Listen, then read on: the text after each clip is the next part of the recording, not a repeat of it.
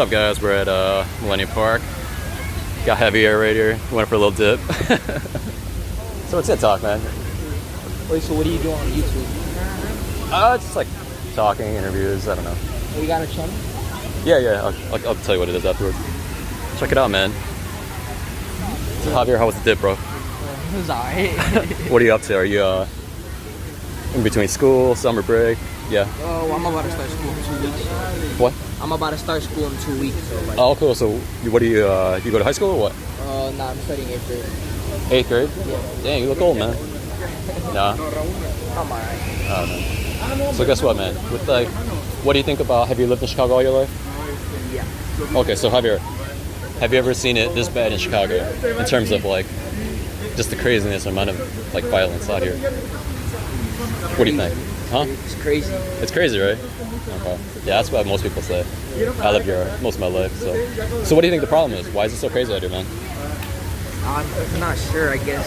I mean, it got like, Kind of out of after the pandemic, it got like extra crazy, right? Like people just like going around just like robbing places and shooting people up. It was always bad, but it wasn't like bad as it is. I talk to people all the time, so it's like, what's the problem, man? It's just like, what do you think it is? Well, I don't know. I don't know what the problem is. Like, I feel like it's just one big thing that they're just like exploiting to like cause violence. What's up? One big thing that they're Like use that they know Yeah. to like cause violence. to cause violence. Well, I'm not sure how it is, but like, Do you ever like?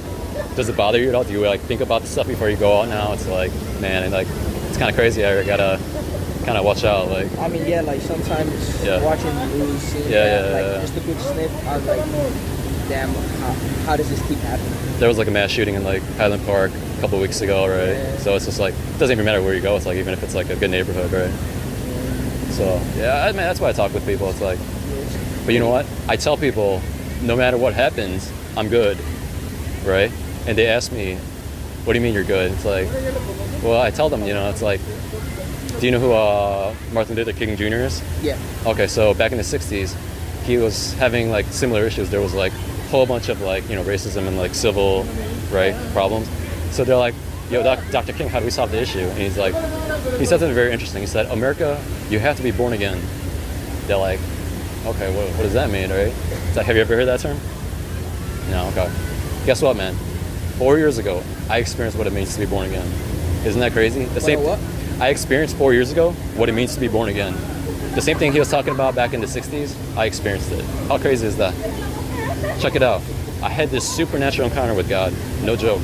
Like, I experienced this power of God, like, hit me. And it's like, ever since then, I'm changed, man. Like, stuff I used to do before, it's like...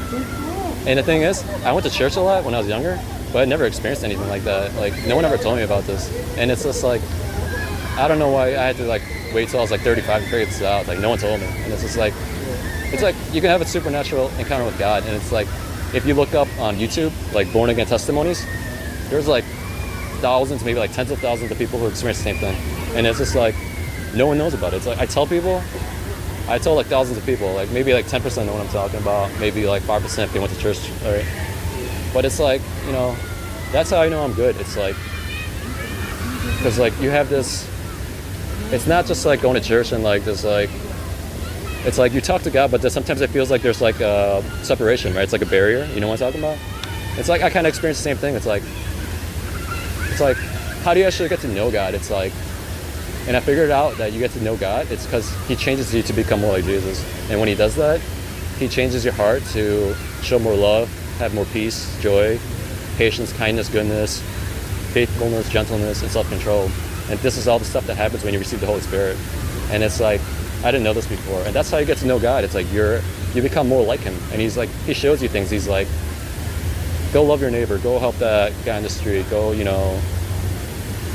make some guy laugh, or like just like, I don't know, share what, I'm doing in your life. And that's what I'm doing, man. I just go around and I tell people, because no one told me, and I had to figure it out for myself. And with all the craziness going on, and you never know when your time's up, right? I just saw like a news clip on in LA. This guy, he was driving past a red light. He's going like 70, he ran into this lady's car, hit her like gas tank area. She was pregnant and exploded. And she died, and her kid. 5 people died in that crash. And like, she was like, she probably didn't think that it was just a normal day, right? And she didn't think that was gonna happen, but it did. And it's like, that's why I tell people there's an urgency, because you never know when your time's up, right? So God's giving you this one opportunity to, find out about this stuff, because, being born again is like important, because, most people don't know that unless you're born again, you can't get into heaven. That's why Dr. King emphasized, you have to be born again. Most people don't understand it. They're like, does that mean you have to be born again? How are you going to be born a second time? It's like you can't really go into your mom's, womb a second time, right? Because when you're old. But what he's talking about was a spiritual rebirth. It's like you're born the first time physically, and you become more like your parents. You inherit their genetics, right? But you're born the second time when you receive the Holy Spirit, and you become more like God. It's kind of like the same idea. And you inherit His character and His nature, and that's how you actually get to know Him. Because I tell people, it's like, how can you go to heaven and think that you're going to spend eternity with God when you don't even spend time with Him here, right? It doesn't make sense logically. And it's like, you wouldn't let some random person into your house, right? And God's not going to just let the random person into His house, which is heaven, right? He's going to be like, I want to let you in, but I don't know you. It's like, so the way He gets to know you is when you're born again, it's like you start to have this relationship with Him where He's changing you on the inside. He's showing you how to live life and how to treat your neighbors and be kindful and loving and forgiving people, right? And that's how you get to actually know Him, and you start to walk with Him. And it's not like you become perfect instantly, but you become more like Him gradually. It's like, like anything, it's a phase. It's a process, right? So, yeah, man, that's pretty much what I wanted to share. It seems like, most, just like, you grew up in like Catholic church, right? Let me guess. Where? You grew up in like Catholic church, right? Catholic?